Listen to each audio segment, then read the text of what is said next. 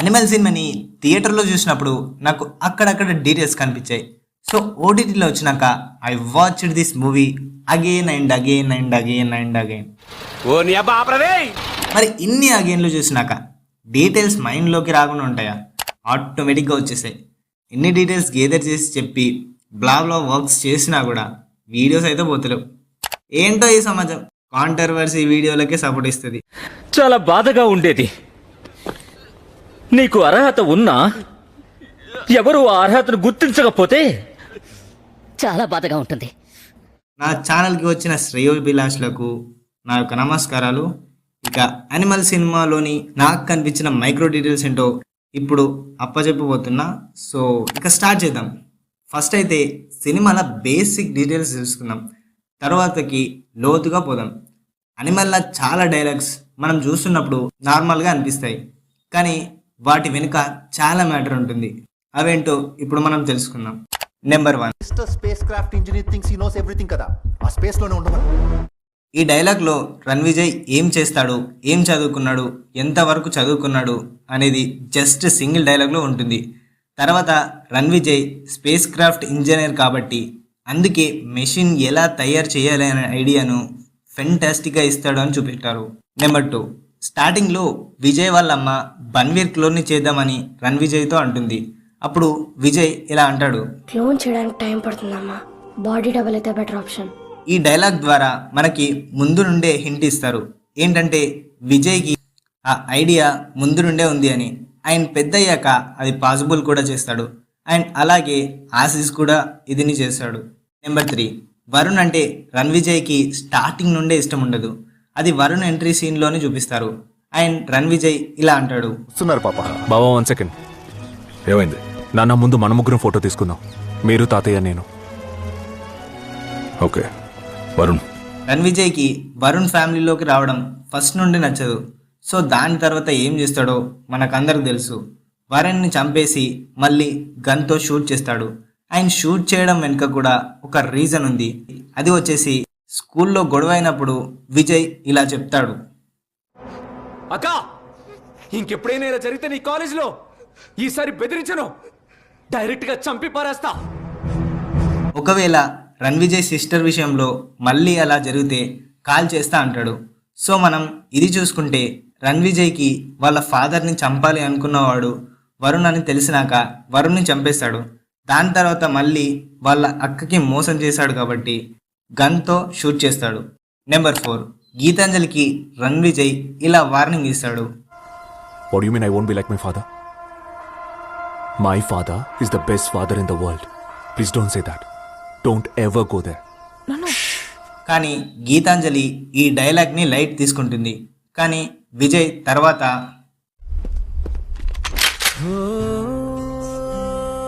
ఈ డైలాగ్ని అందరూ లైట్ తీసుకున్నారు. కానీ తర్వాత జోయా సీన్ వచ్చాక విజయ్ని తప్పుగానే అనుకున్నారు.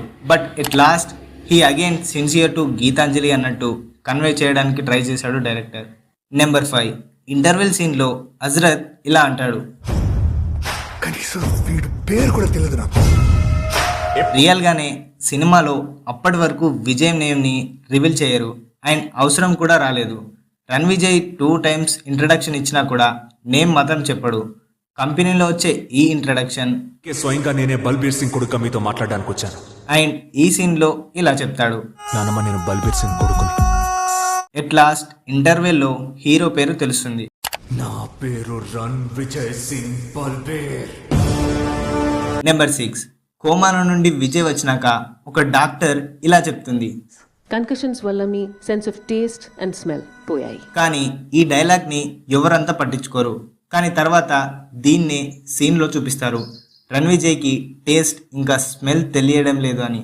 నెంబర్ 7, జోయా నుండి విజయ్ బ్యాక్ వచ్చినప్పుడు గీతాంజలికి నిజం చెప్పేస్తాడు. సో దాని తర్వాత గొడవయ్యాక గీతాంజలి ఇలా అంటుంది, Did you wear a condom? Answer me, did you wear a condom? ఇదే డైలాగ్ని లాస్ట్కి అజీజ్ వచ్చినప్పుడు జోయా వామిట్ చేసుకుంటుంది. ఈ డైలాగ్ మీనింగ్ అప్పుడు తెలుస్తుంది. నాకు కనిపించిన డైలాగ్స్లోని డీటెయిల్స్ ఇవే, కానీ సినిమాలో ఎక్స్ప్రెషన్స్ ద్వారా కూడా డీటెయిలింగ్ చూపించారు. అవేంటో ఇప్పుడు తెలుసుకుందాం. నెంబర్ 8, ఈ సీన్లో విజయ్ ఎంట్రీ అయినప్పుడు గీత వల్ల అమ్మ ఎక్స్ప్రెషన్ని అబ్జర్వ్ చేయండి. విజయ్ తర్వాత ఒక స్టోరీ చెప్తాడుగా. ఒక అందమైన అమ్మాయి ఇంట్లో ఉంటే ఆ అమ్మాయికి ఒక అన్నయ్య ఉంటే వాళ్ళ అన్నయ్యకి ఒక పెద్ద ఫ్రెండ్స్ గ్యాంగ్ ఉంటే ఆ గ్యాంగ్లో ఉన్న ఒక అబ్బాయిని పట్టుకుని ఇంట్లో ఉండే పిన్నో అత్తో పెద్దమ్మో ఆ అమ్మాయికి అన్నం చేసేస్తారు. విజయ్ గీతకి ప్రపోజ్ చేశాడు. సో దాంతో విజయ్ ఎలా చేసిందో వాళ్ళమ్మ చెప్తాడు. సో అందుకే వాళ్ళమ్మ విజయ్ రాగానే ఆ ఎక్స్ప్రెషన్ ఇస్తుంది. దాని తర్వాత ఈ సీన్లో గీత వాళ్ళమ్మ ఇలా అంటుంది, ఇంత దూరం తీసుకొచ్చావు, ఆ అబ్బాయిని మనం చిన్నప్పటి నుంచి చూస్తున్నాం కదండి. ఇక్కడ కన్ఫర్మ్ అవుతుంది గీతకి విజయ్కి బ్రదర్ చేసింది ఎవరో కాదు వాళ్ళ అమ్మనే అని. ఈ చిన్న ఎక్స్ప్రెషన్ వెనుక ఇంత పెద్ద కారణమే ఉంది. నెంబర్ 9, బల్బీర్ సింగ్కి బుల్లెట్ తాకినాక రణ్విజయ్ అమెరికా నుండి ఇండియాకు వస్తాడు. అప్పుడు వచ్చినాక వాళ్ళ సిస్టర్ హస్బెండ్ గౌరవ్ని కలుస్తాడు. హలో బావా. హాయ్. సార్ని కలిసారా మీరు? అప్పుడు రణ్విజయ్ ఒక డిఫరెంట్ ఎక్స్ప్రెషన్ ఇస్తాడు. అప్పుడు విజయ్ ఏం థింక్ చేస్తున్నాడు అంటే, దానికంటే ముందు ఇది చూడండి. వాడు పాప అంటాడేంటి? వాడికి సొంత నాన్న లేడా? సార్ అని పిలవాలి కదా. వాళ్ళ పెద్ద బావ వాళ్ళ నాన్నని పప్ప అంటాడు. అది రణ్విజయ్కి నచ్చదు.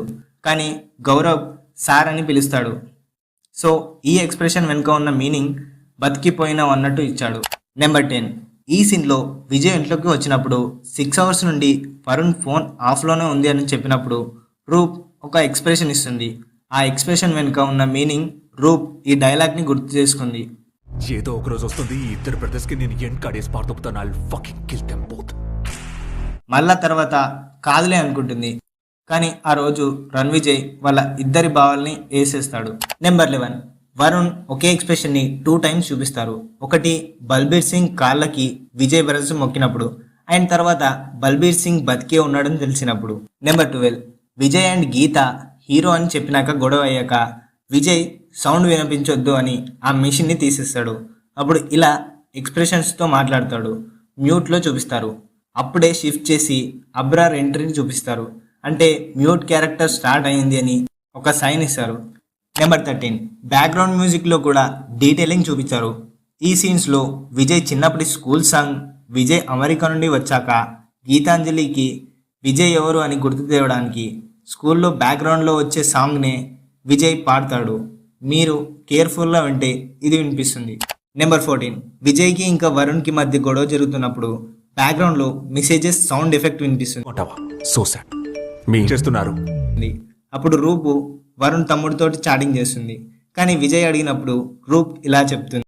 అది కరెక్టే, ఈ ఎక్స్ప్రెషన్ తోటే రూప్ అతన్ని రిజెక్ట్ చేసింది అన్నట్టు ఇస్తుందా. అండ్ నెక్స్ట్ నెంబర్ 15, బల్బీర్ సింగ్కి బుల్లెట్ తగిలినాక తర్వాత విజయ్ ఫ్యాక్టరీలో మీటింగ్ కోసం పిలుస్తాడు. అప్పుడు మనకి ఒకటి సౌండ్ వినిపిస్తుంది. ఈ సైరన్ ఎమర్జెన్సీ కోసం వాడతారు. సో ఇది కూడా ఎమర్జెన్సీ మీటింగ్ అని చెప్పడానికి ఆ సౌండ్ ఎఫెక్ట్ని ఇచ్చారు. నెంబర్ 16, ఇంటర్వెల్ ఫైట్ సీన్ అప్పుడు విజయ్ ఇలా చెప్తాడు, త్వరగా ఎయిర్ అంబులెన్స్ పంపించమని చెప్పు, లేదంటే ట్రాఫిక్లో ఇరుక్కుపోతాం. ట్రాఫిక్లో అయితే ఇరుక్కుపోతాం, సో అందుకే ఎయిర్ అంబులెన్స్ని పిలవండి అంటాడు.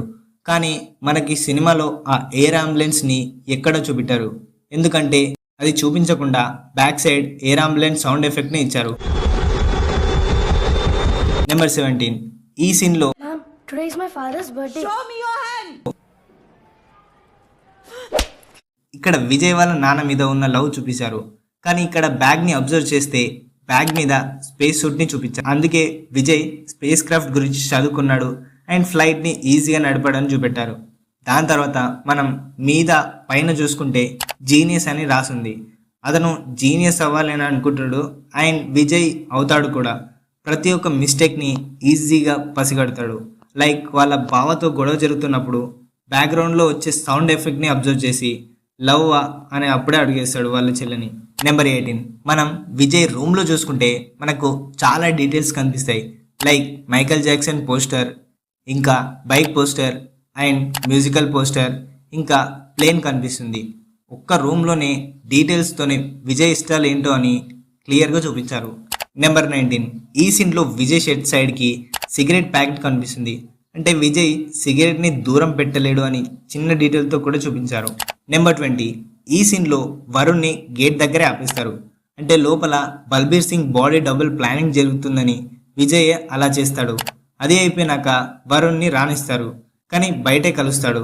సో అందుకే తర్వాత హజరత్ ఇలా అన్నప్పుడు ఇంట్లో ఇంత జరుగుతుంటే నీకు తెలియకపోవడం ఏంటి? ఒక్క చిన్న పని నీకు అప్పచెప్పాను. వరుణ్ దగ్గర ఆన్సర్ ఉండదు, ఎందుకంటే వరుణ్ని ఇంట్లోకి రానివ్వలేదు. నెంబర్ 21, ఈ సీన్లో బ్లాస్ట్ అయినప్పుడు ఇక్కడ ఒక గ్రానైడ్ ఉంటుంది. ఈ గ్రానైడే బ్లాస్ట్ అయినప్పుడు విజయ్ ముందు పడుతుంది. ఆ బాంబే ఈ సీన్లో బ్లాస్ట్ అవుతుంది. నెంబర్ 22, విజయ్ రీజన్ వినడానికి వచ్చినప్పుడు ఫాదర్ వామిట్ చేసుకున్నాడని చెప్తారు. దాని తర్వాత సీన్లోనే పక్కన ఒక వ్యక్తి క్లీనింగ్ చేస్తున్నట్టు చూపిస్తారు. నెంబర్ 23, ఈ సీన్లో విజయ్ ఒక ముద్ర లాగా హ్యాండ్స్ని పెడతాడు. ఆ ముద్రని ఉత్తర బోధ ముద్ర అంటారు. ఆ ముద్ర పెద్ద పెద్ద వాళ్ళు పెడుతూ ఉంటారు. అంటే ఆ ముద్ర పెట్టడం వల్ల కాన్సన్ట్రేషన్, సెల్ఫ్ కాన్ఫిడెన్స్, ఫోకస్ పెరుగుతాయని అంటారు. సో అందుకే విజయ్ ఆ ముద్ర పెడతాడు, అతని బాడీ కండిషన్కి అది అవసరం కాబట్టి. Number 24, time line. దీన్ని కొద్దిగా ఇంట్రెస్ట్ పెట్టి చూడండి. మూవీలో 3 టైమ్ లైన్స్ చూపెట్టారు. వీటిలో స్టార్టింగ్ అండ్ ఎండింగ్ చూపెట్టారు. ఫస్ట్ వచ్చేసి ఈ స్కూల్ షాట్ది చూస్తే మనకు విజయ్ చైల్డ్హుడ్ 1996లో స్టార్ట్ అయిందని తెలుస్తుంది. అండ్ ఇక్కడ విజయ్ పుట్టినప్పటి నుండి ఏ ఇయర్ వరకు 100 ఇయర్స్ అయిందో చూపెట్టారు. కానీ ఈ టైం లైన్లో ఎప్పుడు ఏది చేశాడు అని కరెక్ట్గా చూపెట్టలేదు, షిఫ్ట్ చేసి చూపించారు. ఫస్ట్ అయితే విజయ్ చైల్డ్హుడ్ ఇయర్ 1996 అని చూపెట్టారు. అండ్ నెక్స్ట్ బల్బీర్కి బుల్లెట్ తగిలినప్పుడు వచ్చినప్పుడు వాళ్ళ తాత మాట్లాడుతున్నప్పుడు ఇలా చెప్తారు, ఎన్నాళ్ళైంది నిన్ను చూసి? 8 సంవత్సరాలు అవుతుంది నిన్ను చూసి అని. అండ్ నెక్స్ట్ ఈ సీన్లో 20 ఏళ్ల క్రితం కూడా మీరు ఈ మాట అన్నారు కదా. 20 ఇయర్స్ ముందు అని మెన్షన్ చేశారు. అంటే విజయ్ని వాళ్ళ నాన్న కొట్టే సీన్. అండ్ నెక్స్ట్ విజయ్ ఈ సీన్ చూపించేటప్పుడు 2022 అని చూపిస్తారు.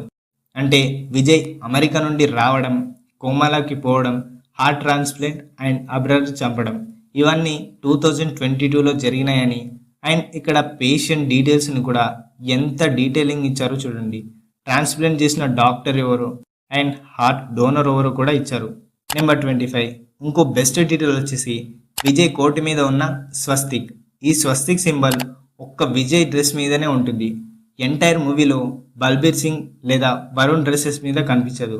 వాళ్ళు ఎంత బిజినెస్ చేసినా కూడా ఒక్క విజయ్ మాత్రమే స్వస్తిక్ కంపెనీకి కరెక్ట్ అని చెప్పడానికి విజయ్ చైల్డ్హుడ్ ఎంట్రీ సీన్లో స్వస్తిక్ బ్యాక్ సైడ్ని చూపించారు. అండ్ స్వస్తిక్ ఫ్యాక్టరీలో మీటింగ్ అని అండ్ కోర్టు మీద కూడా స్వస్తిక్ పెట్టుకొని చూపించారు. నాకు మూవీలో కనిపించిన డీటెయిల్స్ ఇవే గైస్. చాలామంది ఈ సినిమాని క్రిటిసైజ్ చేశారు, బట్ ఈ డీటెయిల్స్ మూవీలో చూస్తే తెలుస్తుంది సందీప్ రెడ్డి వంగ ఎంత హార్డ్ వర్క్ చేశాడో మూవీ కోసమని. లిటరల్లీ ప్రతి ఒక్క చిన్న డీటెయిల్ని వాడాడు. సో ఈ వీడియోకి ఇంతే గైస్. మరొక వీడియోతో మళ్ళీ కలుద్దాం. సబ్స్క్రైబ్ అయితే చేసుకోండి.